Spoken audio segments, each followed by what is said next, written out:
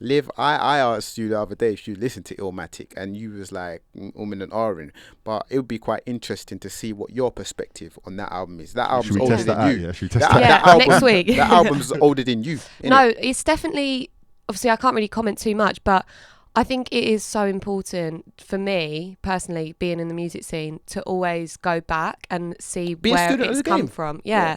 So that's actually funny that you say that. I don't actually religiously do it, but I do try and make a conscious effort to know where music has not originated from, but the style of music that I really like, where it's grown from and how it's progressed.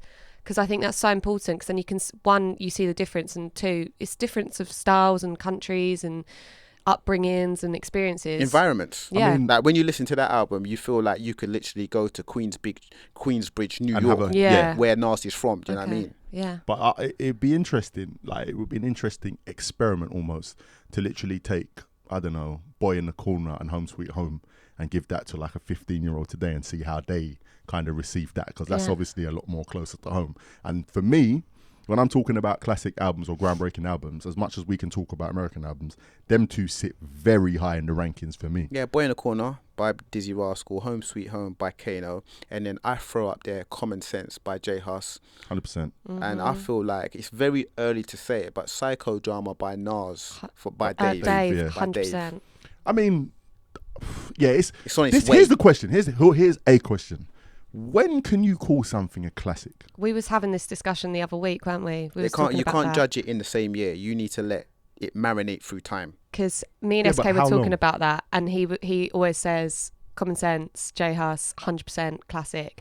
And he was like, 2 years old yet? It's quite and he said to me, just made two, right? Yeah. Sorry, Karen. And he said to me, what's another album that you would say tops that? And I was like, Psychodrama for sure. And he was like, but do you not think it's a bit too early? And I was like, potentially. I hear that. Potentially. But for me, I just think that album is so socially conscious 100%. And so well written, and just everything about it I just think is so spot on. When you listen from start to finish and how it completely goes through, I think it is out of but you're stuck in it at the moment. You're stuck sure, in it at the moment. And I think a lot's to be said. That. A lot, and I'm not taking away from the album. A lot is to be said by the timelessness of it. You see, like when you listen to it with ears 5 years removed, 10 years removed, 15 years removed, it says a lot, because there are a lot of albums I used to listen to when I was 13, 14, 15, 16. And when you listen to them now, you thought they was fantastic at the time because you were stuck in the moment. But when you listen to them, you realize they haven't aged well. For sure. But I just think... Give us an example. Nah, I'm not going to do that. I just give context to what you're saying. My thing with Psychodrama is that I think it's going to be a timeless album. Because I feel like it almost, not to pigeonhole music, but when you break down into genres, or when you just break music down, that, like you said, is a very socially conscious album. It comes from a place whereby in which people can relate to what he's saying. Like, the topic that he has picked was almost, in terms of relating to people, cheating. So someone's listening right now and they're wondering why we are not throwing Slowthai, Nothing Great About Britain into the conversation. This is an album that's basically been out for 2 weeks. But, there's always that person who says instant classic. 100%. Now, it's interesting because people always like to debate the greatness of anybody. I like Slowthai. I've liked him for a few years now. Been supporting him on radio, you know what I mean? Like, just looking into him, paying attention and that. But his album comes out. Now, first thing I want to kind of address here before we talk about the music, it's a very thought-provoking title. Because you see, when it comes to saying nothing great about Britain, I know it's funny, I know it's jovial, but it's a big statement though. Huge. Because I think there's a lot of great things about Britain.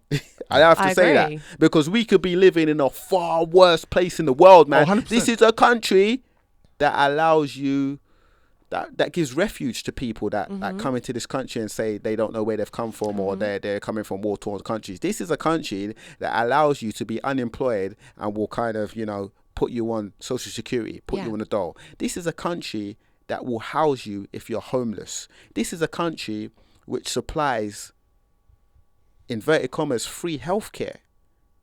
This is a country where we're quite free.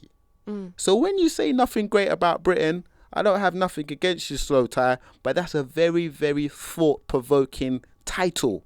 Liv, what do we say about this? I was just going to say, I'm just thinking, do you think it's more of a clickbait kind of thing, as in it's like something that would draw attention? I think the album's good. I don't know, like we're going to get onto it, but I don't know if it's up to psychodrama level personally. We say man done clickbait with his album title. No, I'm just saying, I'm posing the question because I doubt he actually thinks Believes that. Yeah. I think Slowthai is very intelligent. Oh yeah, Shout out he's to stood Slowthai up. because you know what, man? I saw a video clip of him sitting in a bath celebrating the fact that his £5 concert sold out in like 10 minutes and that his debut album went top 10. Yeah. He's sitting in a bath with his top off. It's all good if you want to do that. Cool, yeah? And shaving and talking into the camera. You know what I'm saying? That's unorthodox. That's an unorthodox celebration of your achievements. It's Slowthai.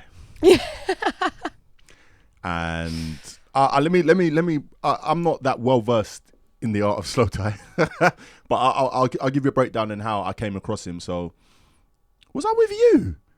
I went to Skepta's show with no knowledge of who That's Slowthai. the day that you weren't with me. Okay, all right, cool. So I went to Skepta's show with no knowledge of who this guy is, and it's interesting about what I was saying about peer pressure earlier. So it's like I've seen this guy come out. This DJ's wearing a balaclava.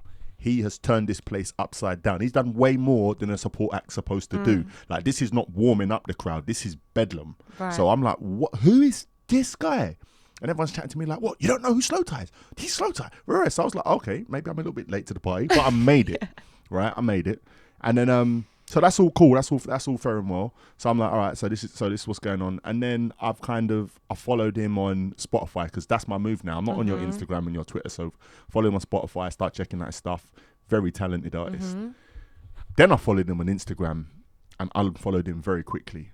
Really? His Why? thing's different. Like, What did you see on the Instagram that you thought was different? It's just I rate different. his Wild, yeah? Instagram. It's wild. It's what. Listen, art.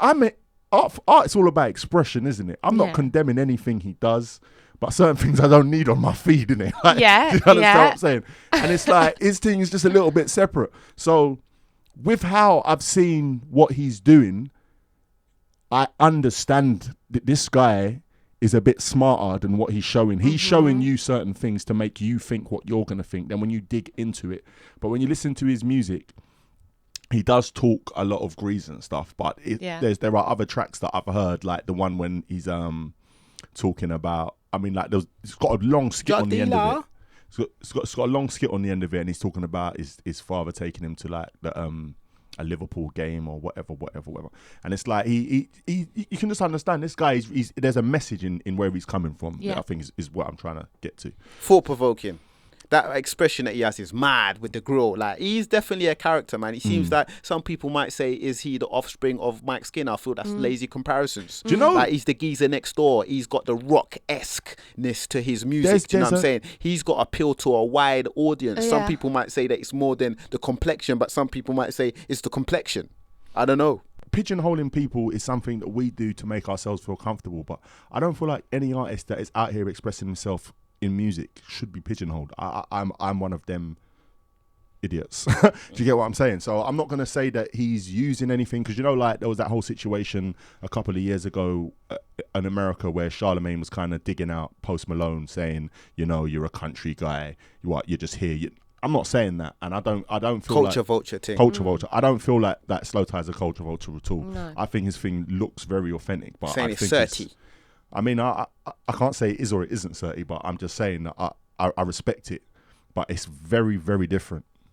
I do see the comparison with Mike Skinner. I do, in a sense, the sound of it in his voice. We was in the car the other day, and my sister, I've spoken to SK before about my sister. She's not really into music, and Slowthai came on. She was like, "Who is this guy, Liv?" Because he was on. I feel like he's the guy that was on Soccer AM a couple of weeks ago. And I was like, oh, it's Slowthai. And she was like, he sounds so much like Mike Skinner. I was like, he doesn't, but I understand the sound aspect of it. Do you know why I'm going to say that I'm not having the Slowthai Mike Skinner from the streets comparisons? Go. Because they don't look alike. They don't flow alike. The voice tone's not alike. The lyrical content's different. See me. Nothing great about Britain, but I don't agree. And you're saying he done clickbait with his album title. Look, I posed the question. There is a difference. There is a difference.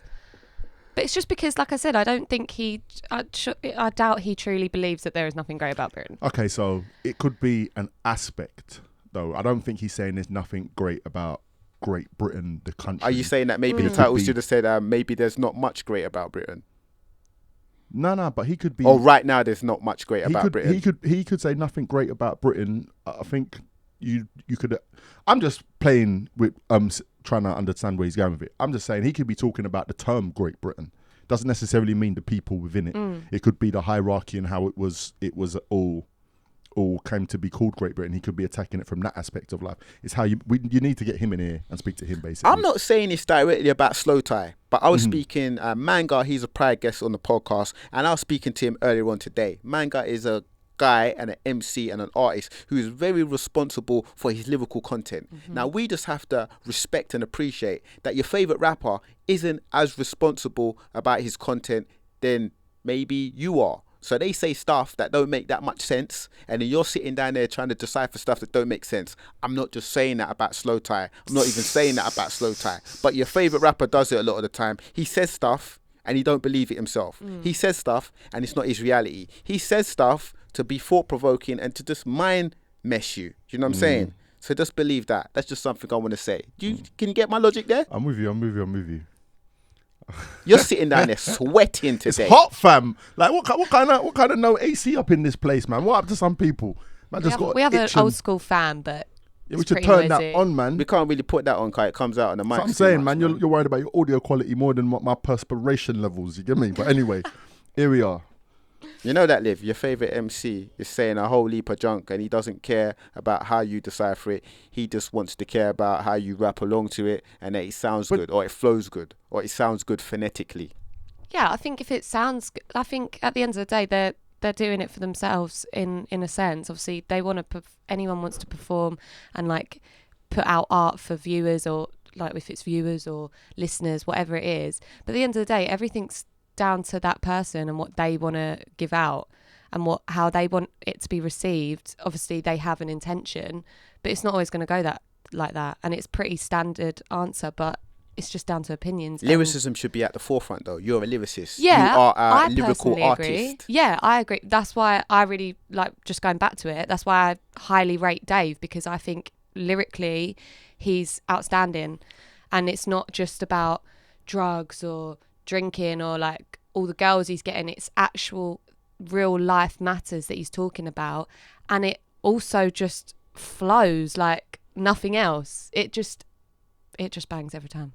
My thing is this: you can say this about lyricists, you can say this about it goes deeper than that for me, because I was having a discussion the other day and I'm saying, like, for example, I look at one of the most influential families of modern times, the Kardashian Jenners, Wests, pick whichever one you want, and I'm saying to myself, okay, so Kim's kids or children are going to be in secondary school in 10 years, argument's sake.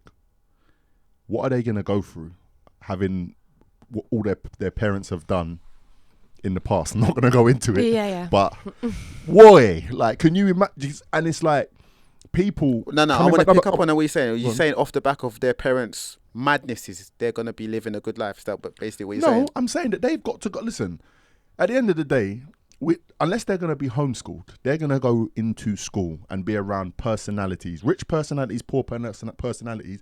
Everybody grows up and goes through situations. You can even look at the royals here. They went to Eton. They had to go through personality. Do you understand what I'm saying? Like, lots of things go on in these places. Now, what their parents, primarily Kim Kardashian, has done in her past could come back and haunt her kids. We were just talking about Boy in the Corner, which is about 15 years old. By the time they go to school and it's like 12, 13 years later, that's all forgotten about. One or two people might come out and say, do you know that like her or his parent is Kim Kardashian? Oh, Kim Kardashian, yeah. They probably don't even know the details of what they done back in the day. Oh, see, I There's feel like cycles. it will definitely Do come you up. really? Remember back at school, like if anyone found out anything about anything, whether it's SK, family or friends. Do you really believe that Kim Kardashian's children are going to escape what she has done? I feel like people are going to forget What? So It's basically, been about 15 years already, and nobody ain't forgot. you're talking about the sex tape with Ray J. That's what I'm talking about. Bruv, a lot of people have forgotten about that. Did you forget? No.